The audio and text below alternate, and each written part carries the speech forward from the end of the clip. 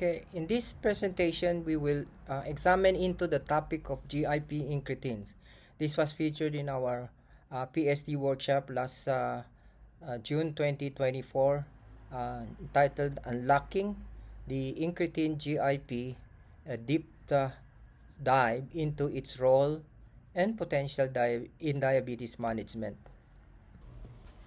The objectives of this presentation are: number one, to elucidate the physiologic role of glucose-dependent insulotropic polypeptide, or GIP, in glucose homeostasis. Number two, to explore the biochemical mechanism of GIP action. Number three, to examine the role of GIP in the pathophysiology of type 2 diabetes. Number four is to review past and current research on the therapeutic potential of GIP in the management of diabetes, studies investigating GIP analog, GIP receptor agonists as well as antagonists, and GIP co-agonists. Number five, to discuss the challenges and future direction in leveraging GIP for diabetes treatment. So let me give you the outline first. The introduction, we would review incretin hormones, but this time we will focus on the role of GIP in glucose homeostasis. Number two, we will look into the GIP physiology and biochemistry, its secretion, biological function, the mechanism of action, and its role in insulin secretion. And of course, the overview of GIP receptors and its signaling pathway. Number three, GIP in the pathophysiology of diabetes, what its role. Okay, number four, therapeutic potentials of GIP in terms of treatment purposes. Okay, number five, clinical evidence and future direction, looking at the efficacy and safety of GIP targeted therapies. What are the success and the challenges in the developing GIP based treatment, and then finally summary and conclusion. Now, the GIP physiology. GIP was the first incretin hormones to be identified as, and was isolated from a crude extract of porcine small intestine, and initially were named gastric inhibitory peptide, GIP, based on its ability to inhibit gastric acid secretion in dogs. However, subsequent studies using more purified preparation of GIP revealed that the GIP could also stimulate insulin secretion in animals as well as in humans. The inhibitory effect of GIP on gastric acid secretion was seen only in pharmacological doses, whereas in its incretin action occurs at physiologic level. So GIP was renamed as glucose-dependent insulotropic polypeptide to reflect its physiologic action, yet retain the acronym.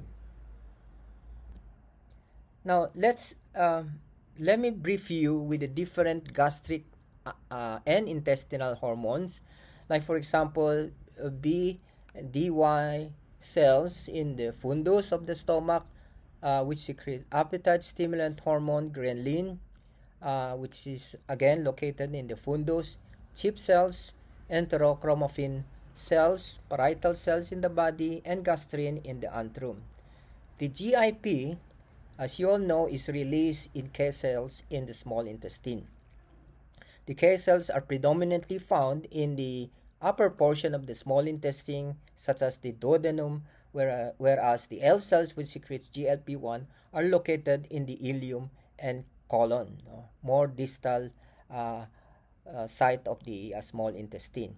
Now, the importance of this clinically is these hormones are all altered post-gastric bypass, which I am to discuss a little bit more later. The two primary incretin hormones, GIP and GLP-1, are encoded by two distinct genes. The GIP gene consists of 6 exons. Through proteolytic processing, GIP is converted into GIP, which is then secreted by K cells. In contrast, the proglucagon gene is located on a different chromosomes and also comprises 6 exons. In the intestine, proglucagon undergoes proteolytic processing to produce glucagon-like peptide 1.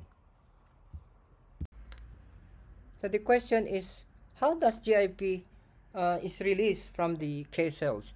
And the answer is by nutrient-mediated stimulation. And it can be elicited either in the apical as well as basolateral side of the intestine. The monosaccharide, amino acids or oligopeptides, and fatty acid travel through the gut lumen and are presented into the apical side of K cells and the surrounding cells.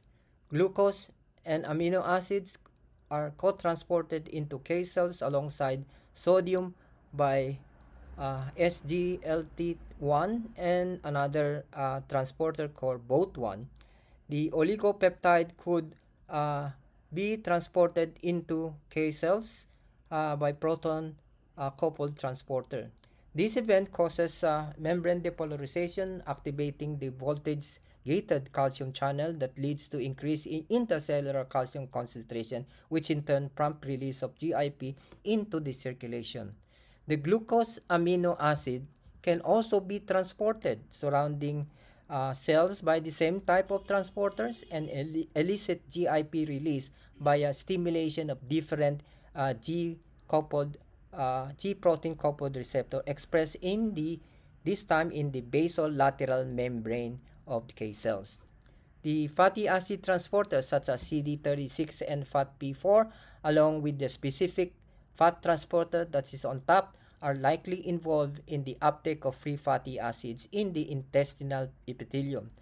Enzymes such as MGAT2 and DGAT1 are responsible for reesterification of free fatty acid into the triglycerides.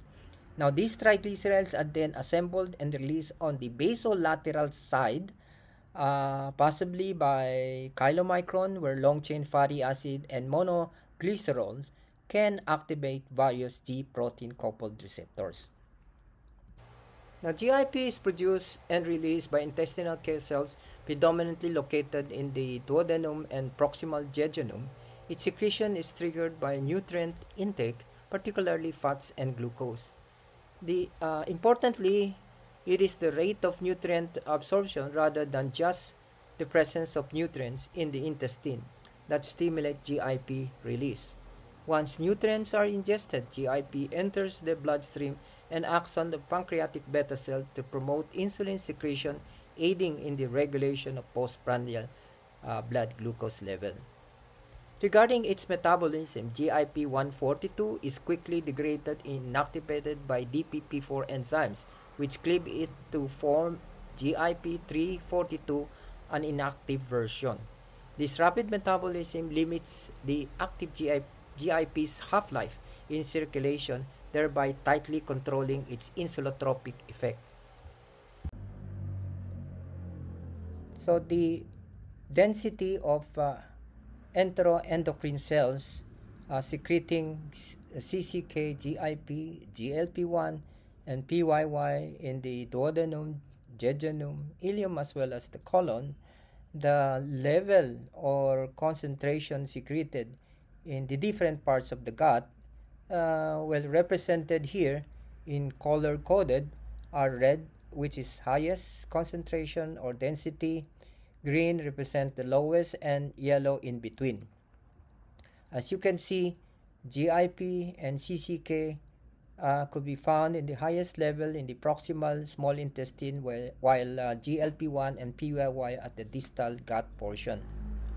The PYY suppresses appetite, CCK, GLP-1, as well as PYY inhibit food intake and gastric emptying, while GIP and GLP-1 stimulate the release of insulin, and GLP-1 and not GIP inhibit glucagon secretion. Now the question is, what is the importance or clinical implication of knowing all these locations? And the answer is during bariatric surgery. This is the two most common performed bariatric surgery procedures in the world, with a relative percentage. In the Roux-en-Y gastric bypass surgery, this is done by creating a small stomach pouch and rerouting the small intestine and then connecting the bypass intestine. As a consequence, food represented here in red arrow bypass the proximal small intestine and digestive juices, represented here by green arrow. They all meet, the food and the digestive juice meet at the distal small intestine.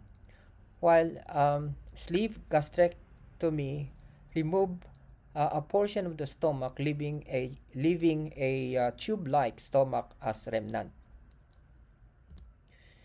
And when they measure GIP level on both types of bypass surgery, GIP in Roux-en-Y is reduced, but there's no result as far as the level of GIP in sleeve gastrectomy.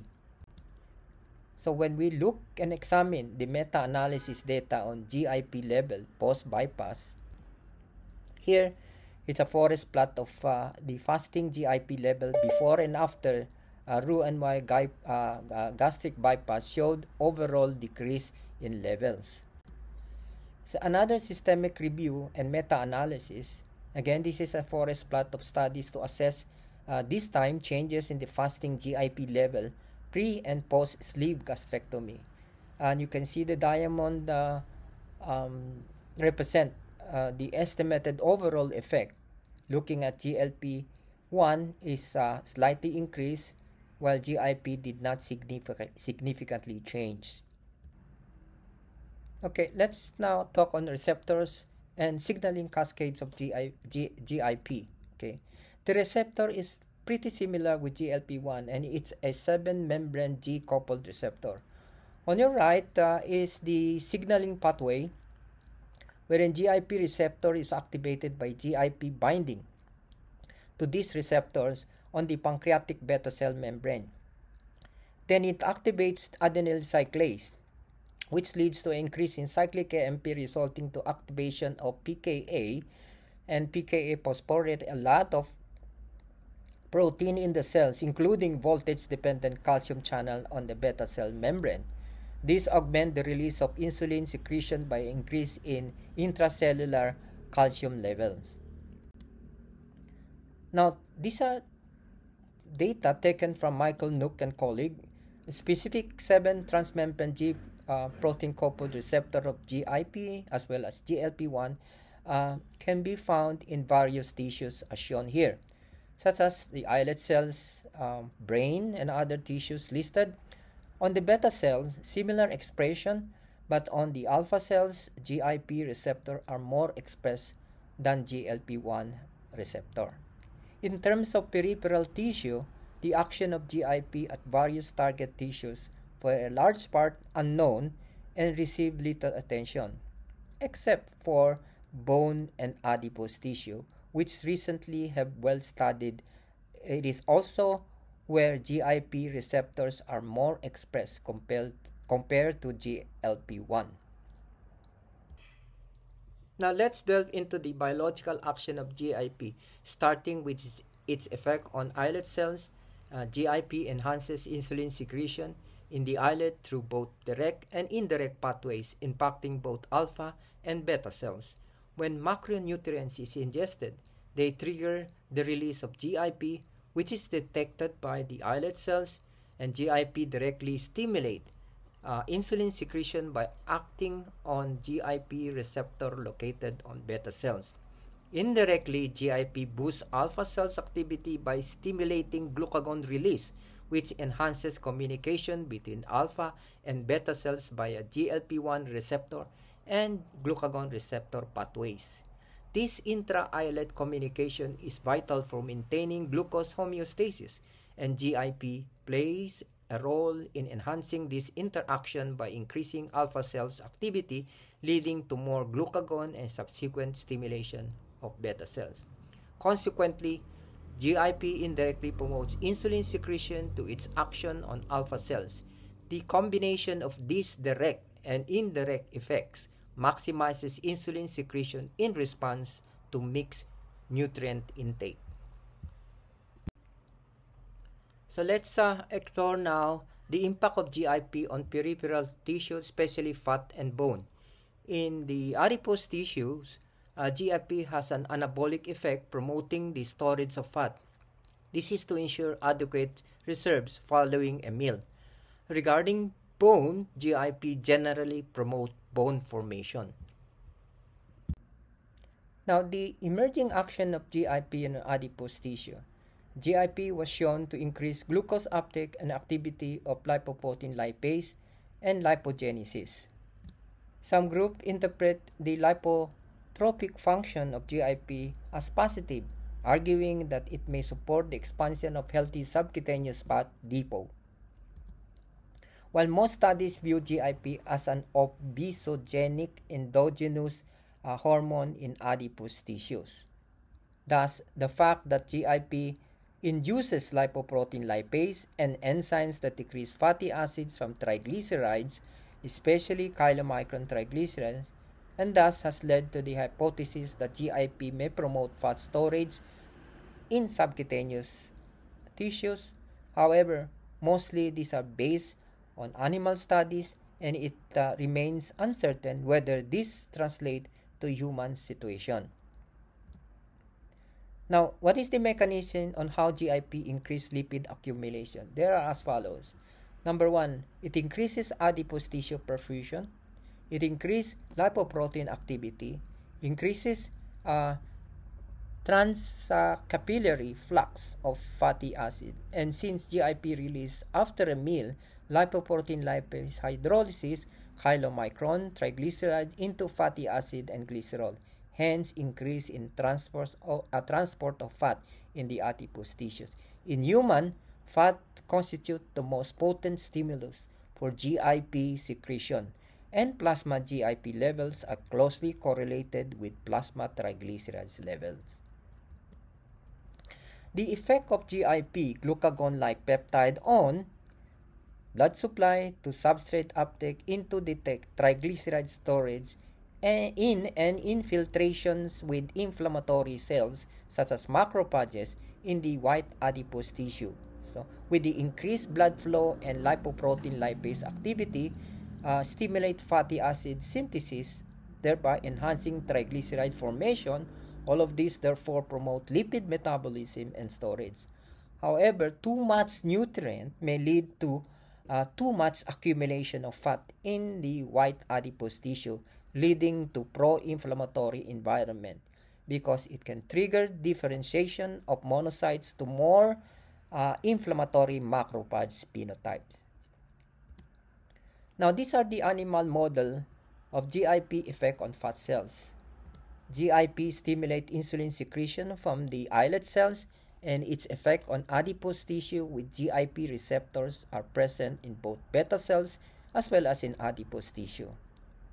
In the right upper corner of the graph shows the plasma GIP level are elevated in high fat feeding and obesity. Lower left in the studies comparing GIP knockout mice to control on a high fat diet, results shows lower body weight with knockout mice than or compared to wild type. Therefore, it appears that antagonizing the GIP receptor may help prevent obesity. Now, GIP and GLP-1 have different effect on obesity. These are animal model comparing an OB mice and an OB mice with knockout genes, GIP and GLP-1 receptor knockout.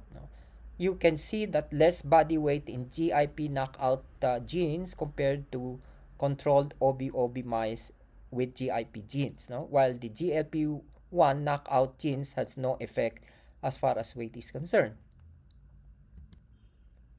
So, looking at the effect of GIP, this study examined the effect of GIP in individuals who are normal weight, obese, and those with type 2 diabetes. In healthy people, GIP acts on beta cells and adipose tissue, and this is to promote insulin secretion and lipid deposition. In obese individual, however, with consumption of an energy-dense, high-fat diet, there is an enhanced insulin secretion and an increase in lipid deposition. In type 2 DM, the effect of GIP on beta cells are impaired with reduced insulin secretion, and this effect on the adipocyte seems to be preserved, further promoting lipid disposition. So in summary, the impact of GIP varies depending on the individual health status. These findings are particularly intriguing as they contribute to the understanding potential GIP therapeutic strategies. Now let us discuss GIP and bone metabolism. Bone have shown to express GIP receptors on their surface. It stimulates osteoblasts and inhibits osteoclasts. Osteoblast is bone formation, and osteoclast is bone resorption. Therefore, it reduces bone resorption and increases bone formation. Here's the animal study studying osteoblasts, which is bone formation, and osteoclast, bone resorption in wild type, as well as GIP knockout mice. An alkaline staining showed reduced osteoblast in knockout mice compared to wild type, while trap staining, which identify osteoclast activity, increases in knockout mice compared to wild type. In the osteoblast assay, an increase in GIP and PTH compared to control group, and bone resorption increase in the knockout GIP mice compared to wild type. In the osteoblast assay, the bone formation study with etoposide, which is a chemotherapeutic agent that increase bone apoptosis, both GIP and PTH protect the mice from apoptosis compared to control, while bone formation are significantly lower in GIP knockout mice compared to wild type. So if you compare the two incretins with regards to bone metabolism, GIP secreted from the K cells, GIP can increase bone formation and decrease bone resorption. While GLP-1 is secreted by L cells and can stimulate thyroid C cells and increase calcitonin, which reduces osteoclast or bone resorption. And one of the precautions in the therapeutic strategies involving GLP-1 is the potential increase in C-cell thyroid cancer risk. However, it is important to note that in rodents, thyroid C cells are present in much higher densities compared to human.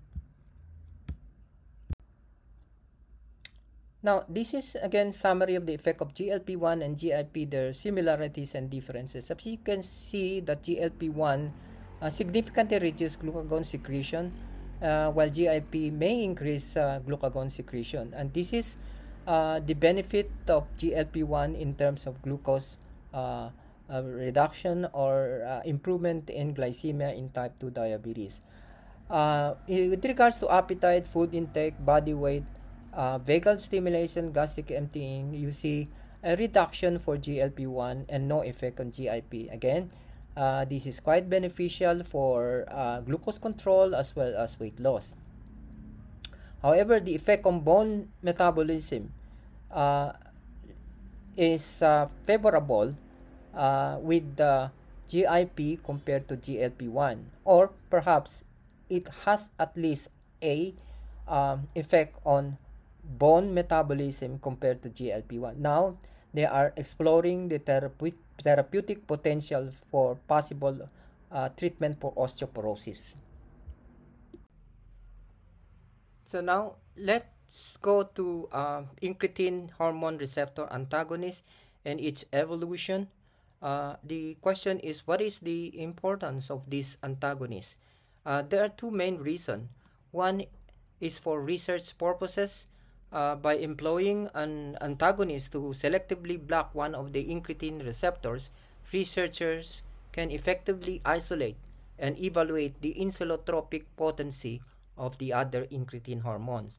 This approach allows for a clearer understanding of the individual contributions of each incretin to insulin secretion and overall glucose regulation. Number two, in the developing targeted therapies such as GIP antagonists, the use of GIP antagonists could potentially disrupt the pathways through which GIP promote fat accumulation, hence anti-obesity medication. So let me walk you through the evolution of the antagonist. First, we all know that GIP was first discovered before GLP-1. In 1990, the first discovery of GLP-1 antagonist, Exendin 939. In 1998, the first human studies with Exendin 339 confirming blockade of GLP-1 action. And then in 2015, the discovery this time of a GIP antagonist, GIP 330, which has a high affinity competitive antagonist for human GIP receptor.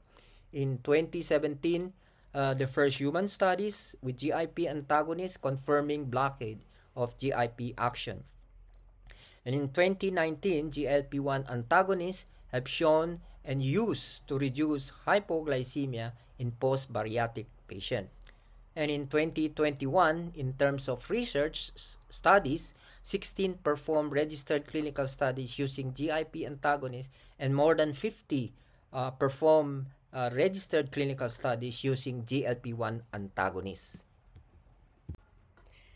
In this study, GIP 330 and GIP antagonists result in an increase in and reduced insulin secretion during OGTT. When comparing the two antagonists, using a GLP-1 antagonist has demonstrated that GIP exert a more significant effect on insulin secretion. In the graph on the far left, blocking both GIP and GLP-1 with their respective antagonists resulted in a low C-peptide glucose level. When comparing the effect blocking GLP-1 with Exendin 939 versus blocking GIP, it was observed that blocking GLP-1 led to a higher C-peptide glucose level, indicating insulin secretion stimulated by GIP hormones. Therefore, GIP appears to be the predominant endogenous incretin hormones. Another indication that GIP has a more significant impact on insulin secretion is the selective blocking of GIP or GLP-1 receptor during an oral glucose challenge. This approach highlights the individual contribution of GIP and GLP-1 to insulin secretion and glycemic control. Studies have shown that GIP has a more substantial effect on insulin-mediated glucose clearance in healthy individuals compared to GLP-1.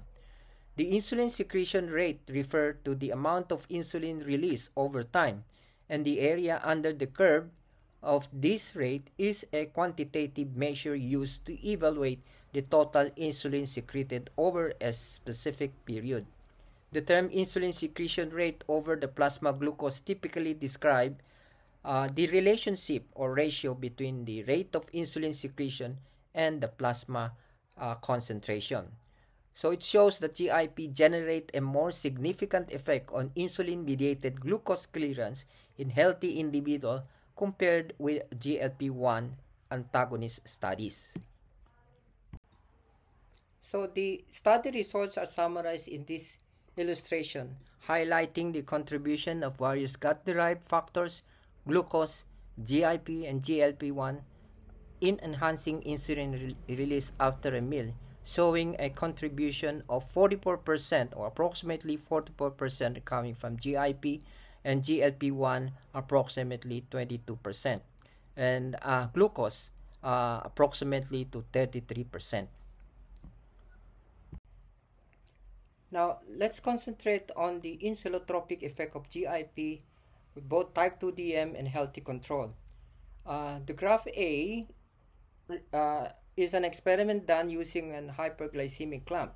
They clamp blood sugar to about 150 milligrams per deciliter throughout the period of experiment, both for the two groups, group with diabetes, type 2 diabetes, and without diabetes that serve as control. B, then they infuse low and high doses of GIP, and then graph C, they measured insulin. There was an increase in response on low and high GIP in the control group, but no such effect with type 2 DM. D, they measured C-peptide, and it shows the same result with insulin response on both groups. So therefore, the GIP induces significant insulin secretion in healthy, but very little effect on type 2 DM patient. So let's see now the effect of GIP on glucagon secretion. Now GIP effect on glucagon secretion after three different doses of intravenous GIP in healthy subjects. It shows dose-dependent stimulation of glucose secretion at basal glucose concentration. However, gluconotropic effect is suppressed by increased glucose concentration. So the insulotropic effect of GIP is diminished in patients with type 2 DM, a phenomenon known as GIP resistant. A study involving both control non-DM patient and diabetic patient subjected to a 15 millimolar of hyperglycemic clump demonstrated an insulin response in healthy individual, but not in those with type 2 diabetes. However, 4 weeks of intensive insulin therapy, bringing blood sugar to near normal, improved insulin response to GIP. On your left, this graph is before insulin therapy with no insulin response with GIP. And after insulin therapy, improved insulin response with GIP infusion. The GIP therapeutic strategies involve a schematic representation of a primary signaling pathways responsible for GIP secretion from the intestinal K cells, along with the major physiologic roles of GIP and its potential involvement in this disease pathophysiology. The pattern of effect of GIP receptor agonism or antagonism on energy balance, body weight, and glycemic control in animal models on obese and diabetic animals. There are conflicting therapeutic approaches that are suggested to be advantageous for obesity, metabolic syndrome, and type 2 DM. Both GIP receptor agonism and antagonism have been reported to reduce body weight or prevent diet-induced obesity. However, GIP receptor antagonism is less effective in reducing body weight in cases of pre-existing obesity, although it typically improves glucose tolerance and insulin sensitivity. As observed, whether using an agonist or antagonist, similar benefits are noted, at least in animal studies.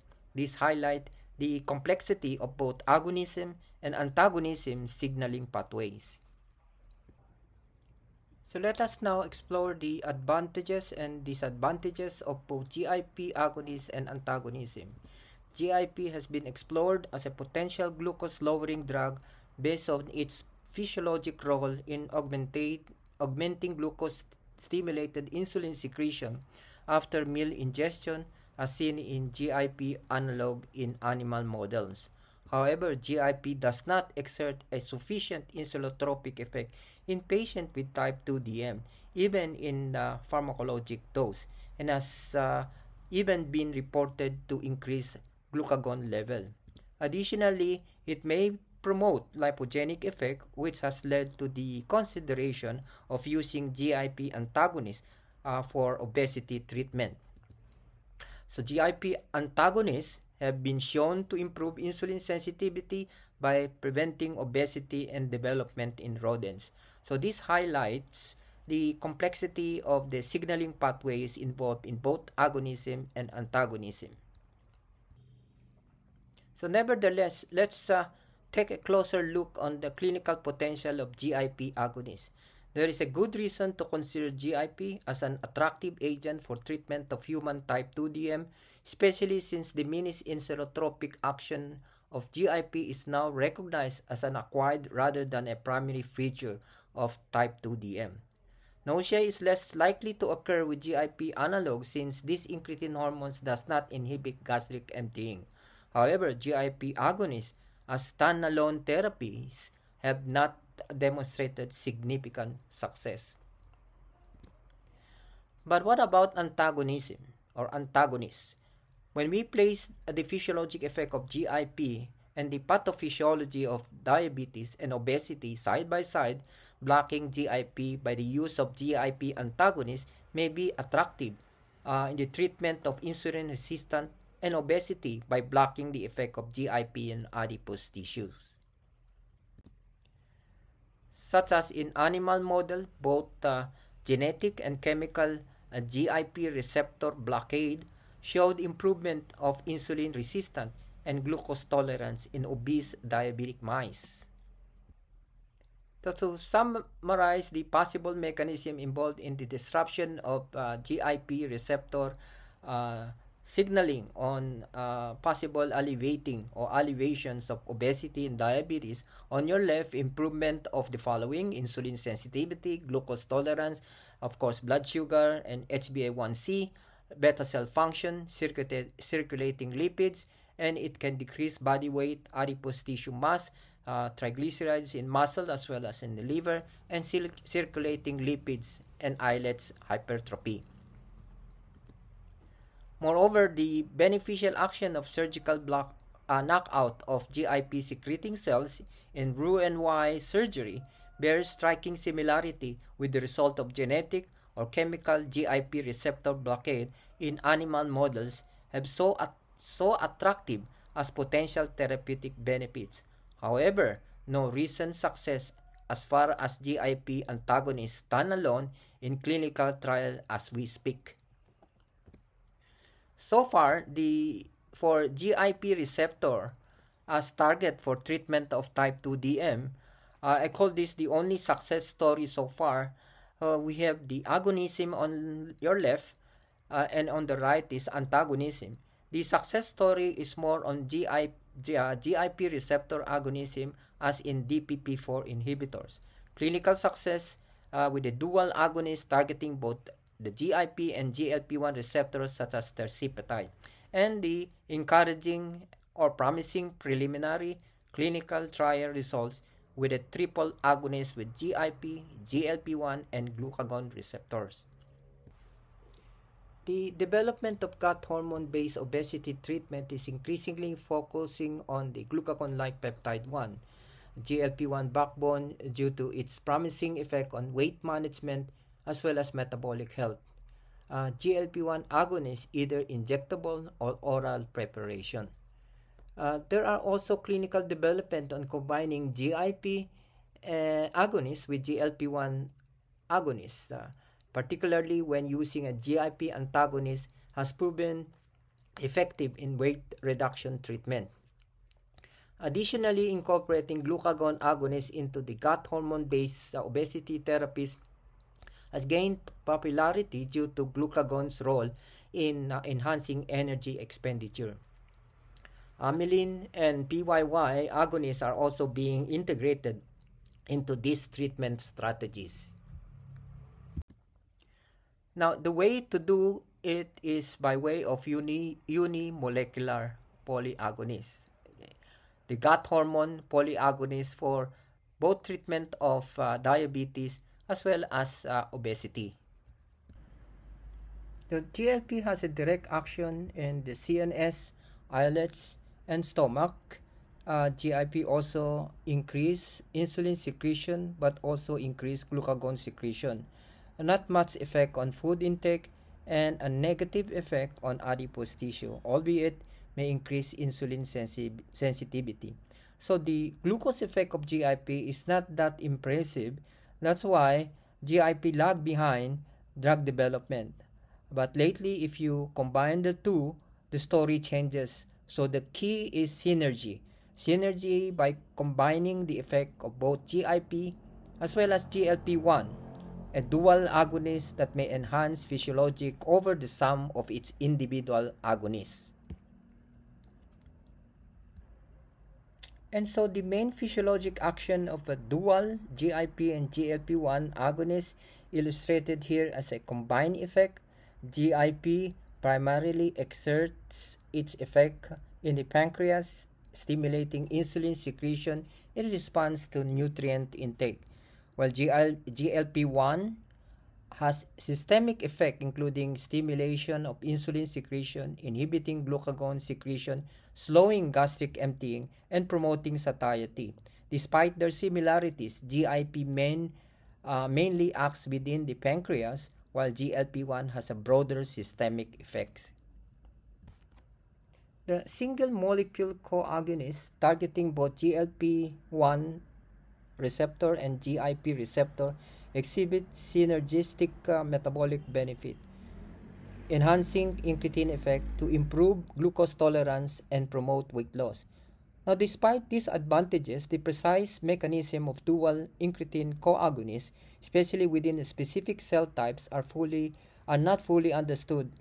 It is suggested that GLP-1 activity help mitigate hyperglycemia, thereby enabling the full effect of GIP. Furthermore, these dual agonists, often referred to as twincretin, may alter the dynamics of incretin receptors, affecting their signaling, dimerization, and cycling processes. Well, this illustrates the working principle of metabolic effect and primary target tissues of GLP-1 and GIP dual agonists. The upward arrows indicate an increase or improvement, while the downward arrows signify a decrease. The emphasis on glycemic control highlights the relative magnitude of the effect. The anorexogenic effect of GLP-1 helps counteract any obesogenic potentials of GIP. Well, the diagram illustrates the working principle, metabolic effect, and primary target tissues, this time with GLP-1, GIP, and glucagon, a triple agonist with indicating the magnitude of observed effect. The upward arrows signified an increase or improvement, while downward arrows indicate a decrease. The triagonists predominantly impact body weight and glycemic control, liver cholesterol, and hepatosteatosis. So in other words, twincretin with a GLP-1 GIP dual agonist involve three organs: the pancreas, the adipose tissues, and the brain. And its impact is more on glycemic control than body weight. Okay, while the triagonists, the GLP-1, GIP, and glucagon, involve several organs: brain, pancreas, liver, white and brown adipose tissues. So the impact is more on body weight than in glycemic control. So in summary and conclusion, GIP is an incretin hormone released postprandially by a small intestine K cells. It enhances insulin secretion from pancreatic beta cells in a glucose-dependent manner. Beyond insulin regulation, GIP influences lipid metabolism as well as bone turnover. In type 2 DM, insulotropic effect of GIP is notably impaired or absent even with exogenous GIP infusion. However, it has been observed that a meticulous glycemic management, the insulotropic response to GIP can be ameliorated. The current landscape of GIP-targeted therapies, particularly in the context of standalone GIP agonists and antagonists, has faced challenges in clinical trials. The notably successes in this area have been primarily with the therapies that combine GIP and other incretins, such as GLP-1, or even include glucagon in the case of triple agonists. The efficacy of twincretin, that is GIP plus GLP-1, improving glycemic control and facilitating weight loss, has been well documented in clinical trials, both in diabetes and obesity treatment. The clinical trial outcomes for the novel triple agonist targeting GIP, GLP-1 glucagon receptors are indeed promising. The evolution of multi-agonist therapies involving GIP represent a significant step forward in the quest for more comprehensive and effective treatment for metabolic diseases. For that, I'll end my presentation and thank you for listening.